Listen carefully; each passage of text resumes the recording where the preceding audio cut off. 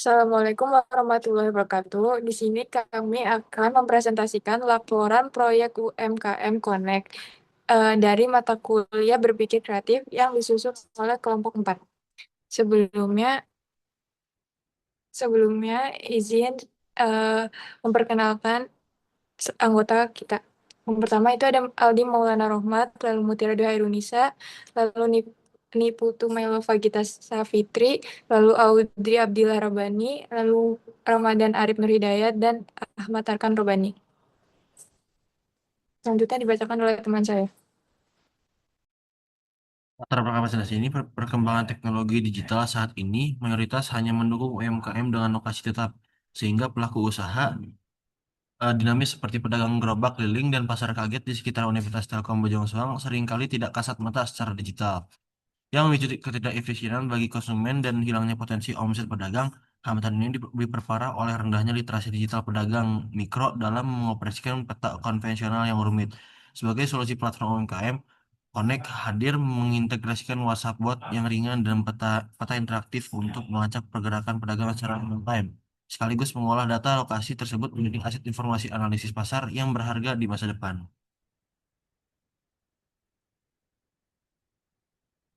Selanjutnya ada pernyataan masalah. Sebagian besar platform digital saat ini masih berfokus pada usaha lokasi tetap, sehingga UMKM dinamis seperti pedagang gerobak keliling dan pasar kaget di sekitar Universitas Telkom Bojong Soang sulit ditemukan konsumen karena lokasinya terus berpindah. Kesenjangan informasi ini membuat konsumen kesulitan mengetahui lokasi terkini pedagang favorit dan memicu ketidakefisienan waktu belanja. Sementara pedagang kehilangan potensi omset karena hanya bergantung pada pembeli yang kebetulan lewat. Kondisi tersebut diperparah oleh rendahnya literasi digital pelaku usaha mikro, sehingga diperlukan solusi pelacakan real time yang sangat sederhana dan mudah digunakan. Namun, tetap mampu menghasilkan data yang bermanfaat untuk analisis pasar di masa depan. Lalu selanjutnya bagian saya itu adalah batasan-batasan masalah. Ini adalah batasan waktu yang dimana dilakukan empat lima batasan waktu. Yang pertama itu adalah di bagian research and discovery yang dijalankan pada 1 sampai dengan 3 minggu. Ini mencakup observasi lapangan dan identifikasi masalah real yang dihadapi pedagang gerobak. Lalu ada perancangan ide juga di minggu keempat hingga dengan 8, yaitu adalah mencakup proses penerjemahan hasil riset ke dalam konsep bisnis, termasuk penyusunan model operasional serta desain antarmuka aplikasi. Lalu setelah itu di bagian minggu 7 hingga dengan 11 dimulailah tahap prototype, yaitu melakukan eksekusi teknis untuk membangun sistem pelacakan lokasi berbasis WhatsApp API dan integrasi peta interaktif sebagai produk minimal yang fungsional. Lalu selanjutnya ada validasi dan teknik testing di minggu 11 hingga dengan 12, yaitu melakukan alpha atau beta testing pada mitra pedagang dan pengguna mahasiswa untuk mengukur akurasi data serta efektivitas fitur pelacakan. Lalu selanjutnya itu adalah final reporting yang ada di minggu 13 hingga dengan 14, yaitu penyusunan dokumentasi komprehensif, analisis hasil validasi, dan finalisasi laporan proyek kreatif. Lalu selanjutnya ada batasan finansial. Di sini adalah detail pengeluaran, nama program, nama pengeluaran, serta biaya estimasi, yang mana total biaya keseluruhannya ada 5.150. Dan detail pengeluaran ini, alokasi pengembangan teknologi itu mayoritas anggarannya pada tahap MVP atau minimum viable product yang dialokasikan untuk infrastruktur teknis seperti biaya cloud server, Google Maps API, dan official Jenis API yang mencapai total estimasi hingga 3.600. Lalu poin kedua adalah investasi validasi pasar. Anggaran ini dialokasikan untuk kegiatan strategis di lapangan, termasuk biaya survei, transportasi, insentif pedagang, hingga eksekusi akuisisi pengguna melalui iklan digital guna memastikan produk sesuai dengan kebutuhan pasar. Lalu selanjutnya, setelah dicantumkan detail pengeluaran tadi, dapat disimpulkan financial projection-nya. Di financial projection-nya bisa dilihat NCF-nya kian tahun kian meningkat, lalu juga NPV-nya mencapai nilai 57.700.000, lalu B/C ratio-nya ada di angka 1,63, dan dapat disimpulkan melalui 4 poin berikut, yaitu adalah pertumbuhan pendapatan eksponensial, pendapatan di perusahaan tumbuh signifikan pada 2026, hingga dengan 2028 seiring perluasan skala operasional, efisiensi. Lalu poin nomor dua adalah efisiensi pengeluaran arus gas. Diproyeksikan dapat mempertahankan NCF atau net cash flow positif setiap tahunnya dengan akumulasi keuntungan mencapai 84 juta pada akhir tahun ketiga. Nah, poin nomor tiga juga itu adalah kelayakan investasi jangka panjang. Hasil analisis ini menunjukkan bahwa angka NPV-nya itu positif sebesar 67.769.000 yang menandakan proyek ini memiliki nilai tambah ekonomi yang kuat di masa depan nanti. Lalu poin nomor 4 ini adalah rasio manfaat terhadap biaya atau BC ratio sebesar 1,63 yang menunjukkan bahwa setiap biaya yang diinvestasikan atau mampu menghasilkan manfaat sebesar 1,63 kali lipat sehingga proyek dinyatakan sangat baik secara finansial.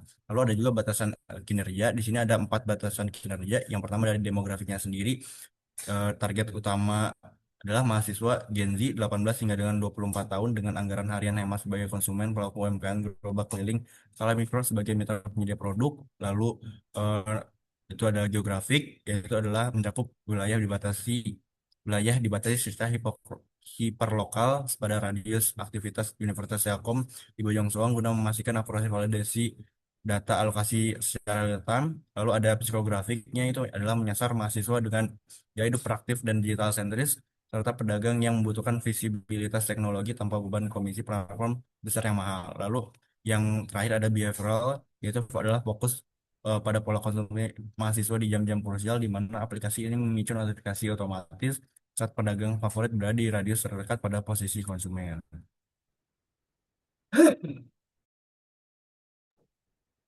Selanjutnya ada gagasan evolusi bisnis. Evolusi bisnis bergeser dari ide bisnis awal yang hanya menyediakan platform pemetaan digital konvensional berbasis lokasi statis atau menetap, menjadi ide bisnis akhir berupa platform hiperlokal bernama UMKM Connect. Platform akhir ini berfungsi digitalisasi UMKM dinamis yang bergerak atau tidak menetap, seperti pedagang gerobak keliling, dan pasar kaget melalui fitur real-time live tracking terintegrasi WhatsApp bot dan dashboard analitik data.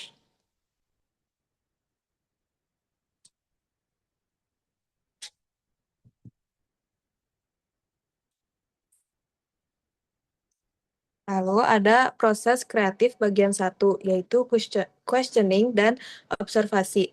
Proses kreatif diawali dengan tahapan questioning untuk mempertanyakan alasan mengapa pedagang keliling tidak terindeks di peta digital biasa, yang kemudian mengungkap adanya masalah segmen invisible UMKM. Langkah ini diperkuat melalui observasi langsung di lapangan sekitar Universitas Telkom dan Bojong Soang, yang menemukan masalah nyata berupa ketidakefisienan waktu konsumsi serta hilangnya potensi omset pedagang hingga akibat rute yang tidak menentu. Lalu ada proses kreatif bagian 2, yaitu networking, eksperimentasi, dan associating.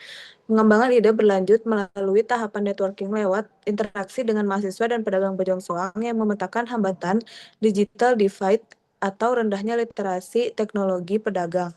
Melalui eksperimentasi ini, tim berhasil menciptakan solusi integrasi WhatsApp bot yang ringan agar pedagang cukup memperbarui lokasi lewat fitur Sherlock. Akhirnya, melalui associating, tim menghubungkan kebutuhan pasar dengan ketertarikan di bidang data analitik untuk mengolah data pergerakan tersebut menjadi sebuah dashboard analytics komersial yang bernilai tinggi. Selanjutnya, Selanjutnya ada faktor kontingensi, yaitu keberhasilan implementasi UMKM Connect sangat dipengaruhi oleh dinamika internal dan eksternal, seperti tingkat adopsi mitra pedagang mikro yang bergantung pada literasi digital mereka, serta akurasi dan konsistensi pemborongan lokasi agar konsumen tidak menerima data yang keliru. Dari sisi operasional, pertumbuhan jumlah konsumen aktif serta efektivitas strategi pemasaran di lingkungan kampus menjadi kunci utama pendorong omset pedagang. Selain itu, stabilitas performa sistem teknologi, yaitu termasuk dengan integrasi WhatsApp bot, dan juga kualitas infrastruktur di internet atau GPS di lapangan sangat krusial untuk menjaga tingkat kepercayaan pengguna serta kelancaran dukungan dari ekosistem mitra yang terkait. Lalu yang terakhir ada kesimpulan. Jadi kesimpulannya itu platform UKM Connect sukses dirancang melalui pendekatan berpikir kreatif atau questioning, observasi, networking, eksperimentasi, dan associating sebagai solusi inovatif atas rendahnya visibilitas UKM bergerak yang tidak menetap.